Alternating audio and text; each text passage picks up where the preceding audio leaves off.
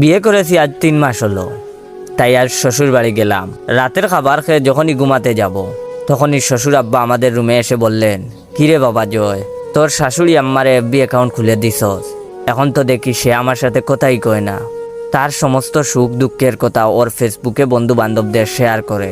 আর দিন দিন দেখি সে স্মার্ট হচ্ছে, তাই ভাবলাম আমিও স্মার্ট হব, আমারও একটা এফবি অ্যাকাউন্ট খুলে দাও।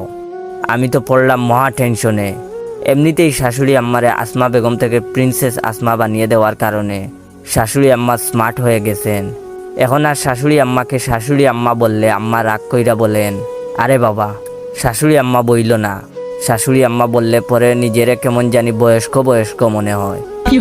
তার চেয়ে বাবা তুমি আমার নাম ধরে প্রিন্সেস আসমা বলে ডাকবা। আর এখন যদি শাশুড়ি আব্বারে আইডি খুলে দেয়, তাহলে শাশুড়ি আম্মার মতো তিনিও কুদ্দুস মিয়া থেকে রকিবাই হতে চাইবেন। আর বউ যদি শুনতে পারে শ্বশুর আব্বারেও আমি আইডি খুইলা দিছি, তাহলে বউ খুন্তি দিয়া পিটাবে। যাই হোক, মুখ ফসকে কথাটা বের হয়ে গেছে, কেউ আবার মনে করবেন না আমি বউয়ের হাতে মাইর খাই, বরং বউ আমাকে বাঘের মতো ভয় পায়। বাই দ্য ওয়ে, আমি কিন্তু বউয়ের কাছে বিড়াল, তাই আমার প্রবলেম হবে ভেবে ভাবলাম শ্বশুর আব্বাকে এফবি অ্যাকাউন্ট খুলে দেব না। কিন্তু কালাপাটা শ্বশুর আব্বার জুড়াজুড়িতে রাজি হলাম এফবি অ্যাকাউন্ট খুলে দিতে। তো শ্বশুর আব্বাকে বললাম, বাবা এফবি অ্যাকাউন্টের নাম কি দিব? তিনি বললেন, তোমার মায়ের নাম যখন প্রিন্সেস আসমা, তাহলে আমার নাম দেও প্রিন্সেস মুমিনুল। যাই হোক, এটা হচ্ছে ভিডিওর প্রথম পার্ট। দ্বিতীয় পার্ট এর শ্বশুর আব্বা এর ফুল লুচ্চা আমি ফাঁস করে দেব।